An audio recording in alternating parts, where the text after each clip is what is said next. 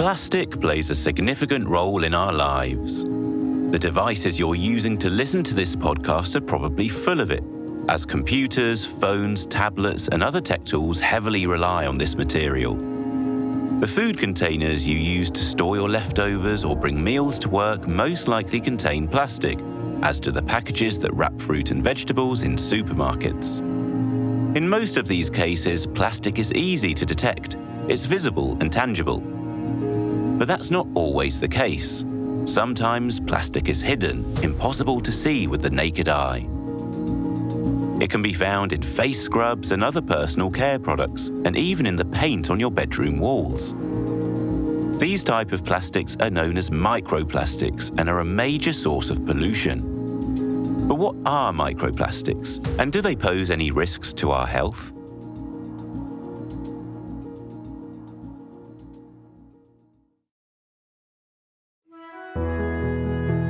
Welcome to Euronews Tech Talks, the podcast that explores the digital, technological, and scientific landscape shaping Europe. I'm your host, James Thomas. Today, we start our journey into the world of microplastics. As always, we'll unpack this topic over 3 episodes, looking at what microplastics are, analysing whether they pose any danger, and exploring the technologies used to detect them. We kick off with our Q&A session, putting your most pressing questions on microplastics to 2 experts. Thanks for reaching out, both online and offline, and sharing your thoughts and doubts. We hope you'll find the answers you're looking for. So, without further ado, grab yourself a cup of coffee and let's begin.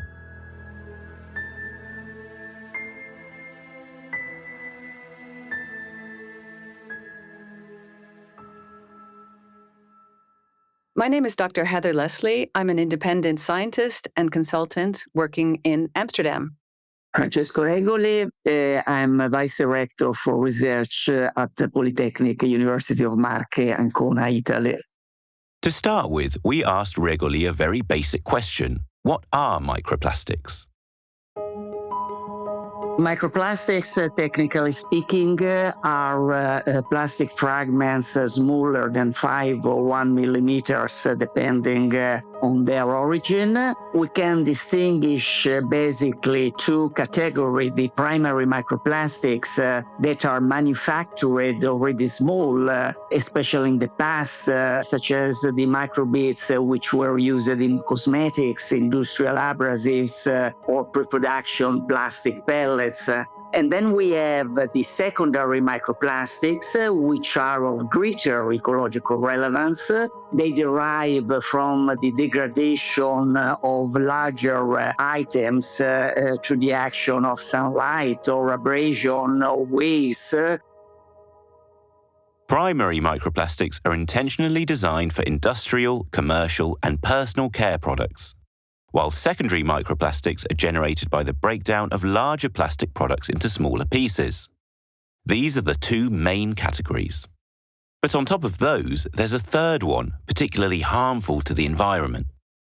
We also have, and this is extremely important, another category or another typology of microplastics, which is given by microfibers of textile origin. And these are extremely important because microfibers are released continuously into the environment during all stages of production in the domestic environment when we use washing machines, and considering that the world fiber production has greatly increased, that we have still a linear economy with at least 80% of textiles that go to landfill without any recycling process. If we think to the fast fashion economy, at this time, the intensive production and the continuous release of textile fibers is responsible for the evidence that this is the typology of microplastics that we find more frequently in environmental context.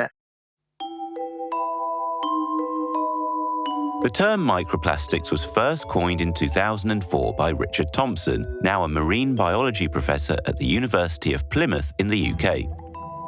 In his article Lost at Sea, Where is All the Plastic?, Thompson invented the term to describe fragments of plastic measuring as small as a millionth of a metre. But do microplastics have an impact on the terrestrial and aquatic environment, Chiara asks? Here's Francesco Regoli again. The impact of microplastics in a terrestrial or aquatic environment is really this balance between release and persistence of these materials. You can estimate that more than 12 million tons of plastics are released every year into the oceans. The decomposition rate of these materials can range between tens to hundreds of years. And this is the reason why they are so widely detected and ingested also by marine species.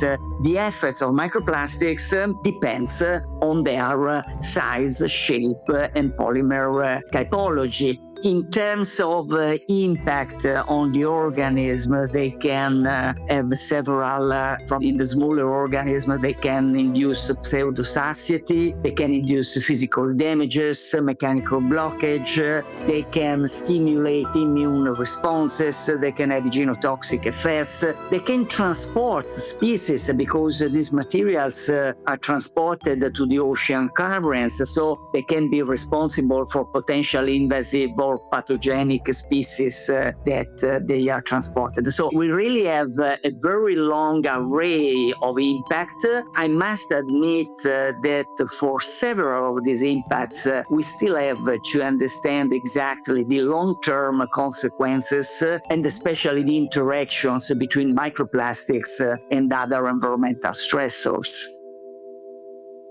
There are several studies underlining the dangers microplastics pose to the environment. According to the scientific literature, plastic pollution in soils can lead to significant changes in essential soil properties, affecting its fertility, plant health, and crop production. However, it's still complicated to assess the long-term consequences of environmental microplastic pollution. Another challenge is understanding the impact microplastics have on human health. And we received many questions on this topic. Here's the first one.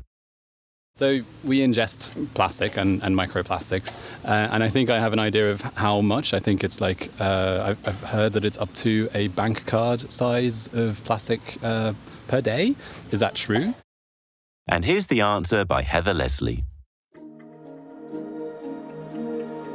Yes, well, it's possibly true for somebody on our planet that you're consuming a bank card of plastic every day. However, we really have no way of telling you what you consumed yesterday because there are at least 1 million different sources of microplastics in the everyday human exposure scenarios.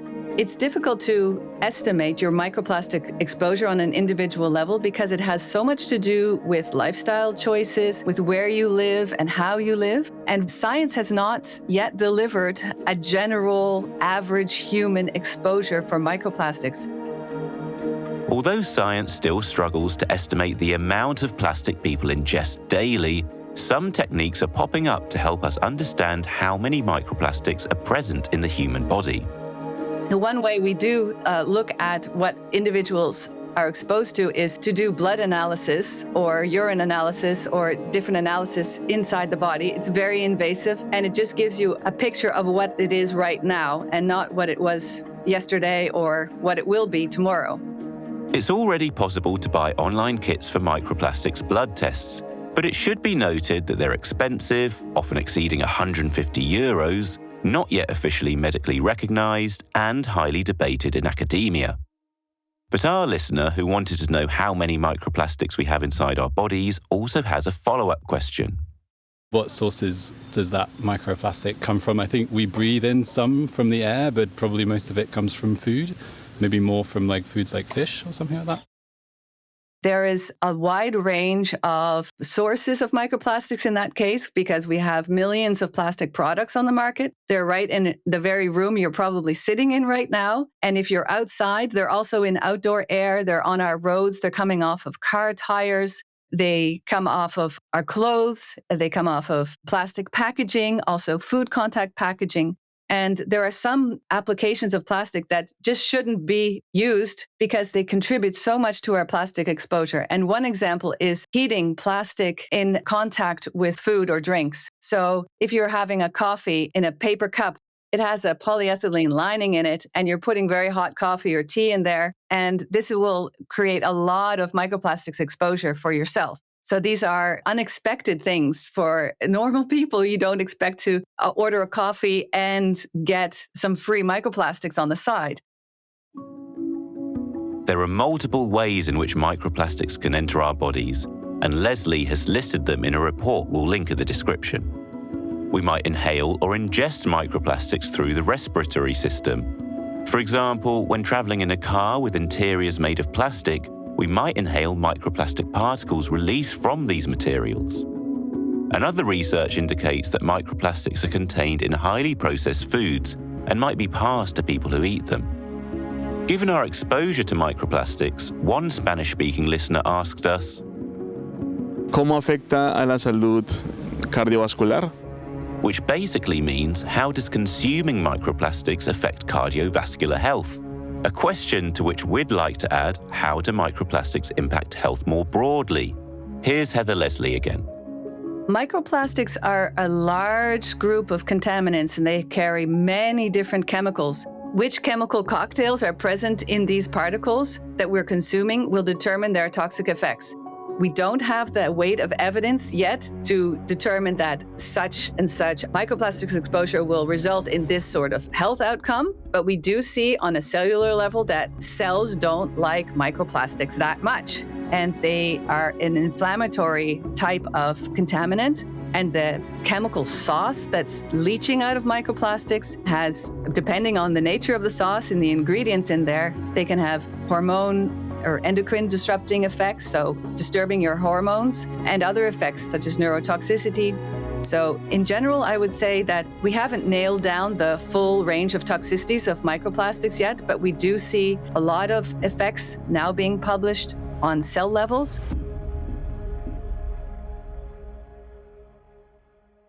It's difficult to determine the specific health effects microplastics have on the human body. Research on this topic isn't quite there yet. However, there is evidence that some chemicals in plastics are harmful to humans. And here I'm referring to certain PFAS, which we discussed extensively at the very beginning of this season in episodes 52, 53, and 54. Some of these forever chemicals have been labelled as carcinogens or likely carcinogens and can therefore pose a threat to human health. As for cardiovascular disease, an early study has identified links between microplastics and plaque buildup in the necks of stroke survivors, but it's still too early to draw any conclusions. But let's also hear Francesco Regoli's perspective on the health consequences of microplastics. Human health impact is still uncertain. Concern is increasing. Paradoxically, we know much more on non-target organisms as marine species in terms of biological pathways that are modulated and affected by microplastics. We have evidence that are not different between humans and marine species. Microplastics act as a physical stressors. They can also bring several chemicals. So the problems might be not only related to the microplastic itself, but also to the chemicals that microplastics transport to the exposed tissue. Last but not least, marine species and humans are actually exposed to multiple stressors. So it is very dangerous to say that if a single stressor does not elicit a clear impact, this will not have a consequence. What we have demonstrated, for example, is that in marine organisms, which reduce their immune system because of a microplastic exposure, these animals are less resistant to an additional stressors that maybe has nothing to do with microplastics. Basically, we don't know much about microplastics themselves, but we also have to consider that they're not the only form of stress that organisms are exposed to. But while research advances, there's a question one of you shared with us on social media channels. How can we reduce our microplastics exposure? Let's listen to Heather Leslie's answer. There are basically two ways to reduce your microplastics exposure, and one is on the short term and one is on the long term. The long term one is collective action, so getting together, being politically active, and trying to put pressure on policymakers and regulators to regulate us out of the problem. However, that is the longest process there is. And so I think for anyone interested in starting today, you can first identify where is plastic in my life. And it's kind of interesting to walk around your kitchen and see all the things, maybe plastic mixing bowls, maybe plastic bowls or spoons, things like this. And if you can just avoid using that, there are metal spoons, there are ceramic cups, there's loose tea instead of tea bags, which are often nowadays made of plastics. You don't have to go out and replace everything all at once, but as you're purchasing new products, you can, with this new consciousness that I don't want to have more plastic, I want to have less of it. It's quite easy to reduce your microplastic exposure. Some of you are probably thinking that phasing out plastics is easier said than done. And honestly, we see your point. Plastic is also widespread because of its relatively low price compared to other materials, and now it's in a lot of objects we use daily. So that's why another listener shared this question on Reddit. What are some budget-friendly ways to reduce exposure to microplastics? I think it's absolutely possible to reduce your microplastic exposure on a budget. You save money every time you don't buy an expensive coffee on the go in a plastic cup with polyethylene lining. If you want to replace any plastic cutlery or cups or things at home, bowls, you can go to one of the very many secondhand stores and find for much less than you bought the original plastic thing, and you'll discover along the way many new things that you wouldn't have discovered if you hadn't embarked on your microplastics reduction journey. And I think that's the whole story with microplastics and plastics and all the chemicals that are leaching out of it. It doesn't have to be our future. It starts with a very small little no today, tomorrow, or next week, and then the next one will follow after that, and one thing will really lead to another. Heather Leslie is definitely driven by a passion for seeking alternatives to plastic products, so let us know if you'll follow any of her advice. But we have here another one of your questions that will bring us back to reality. ¿Cuál crees que será la afectación a futuro de los microplásticos en el mundo? She's asking what the impact of microplastics will be in the long term. Here's Regoli.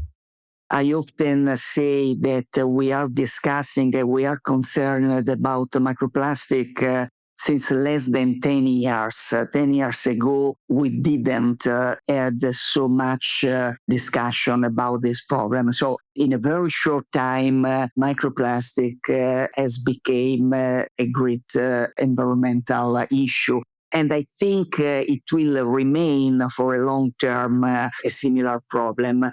It will depend on a combination of different factors, how much we will be able to reduce plastic production, release of plastic leakage, tire and textile emission, or improve the waste management. At this moment, or the actual scenarios, despite the growing concern about microplastics, tell us that plastic production is still increasing.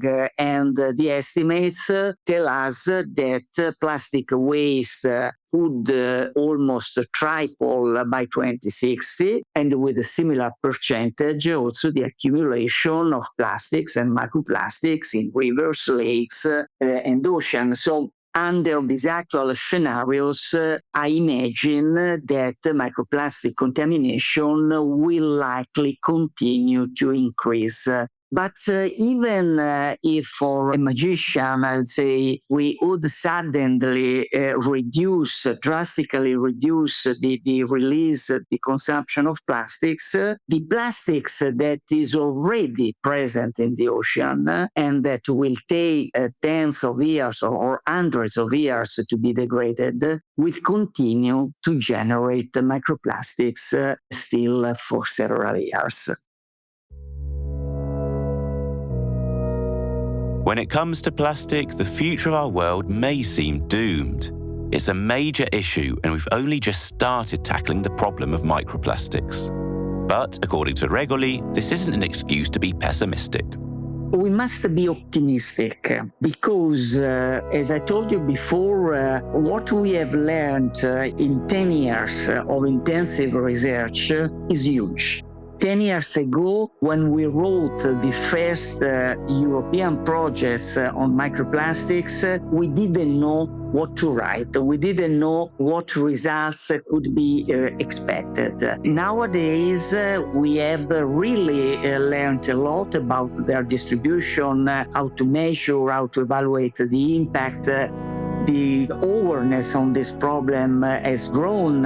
Citizen engagement is very strong. So this makes me to be optimistic in terms of continuing in being not alarmistic. We have serious problems. We can transform an environmental problem even in opportunities. If you think how many technologies we have developed to reuse plastics or substitute plastic or new materials, once this problem has become evident, I want to leave with an optimistic message.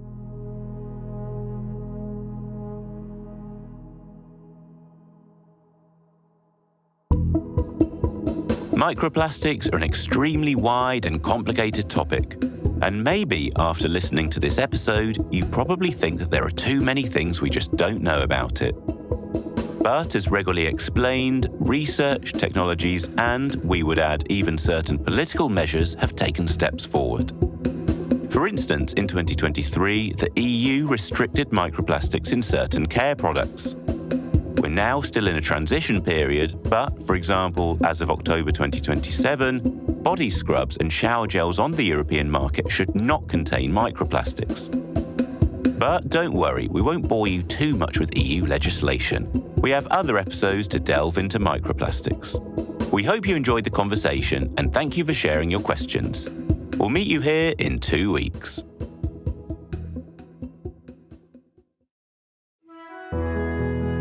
I'm your host, James Thomas. This series was created by Marta Rodriguez Martinez. This episode was written and produced by Alice Carnevali. The theme music is by Leo Lebrun. Sound editing and sound mixing is by Joanne Breton. Our editor-in-chief is Niaz Samadizada. Thanks to Ava Bro and Victoria Harrison for helping us with collecting questions. If you aren't already, you can listen to this series on Apple Podcasts, Spotify, Castbox, or wherever you get your podcasts. If you're enjoying the podcast, please consider leaving us a positive review and, of course, sharing it. Thanks for listening.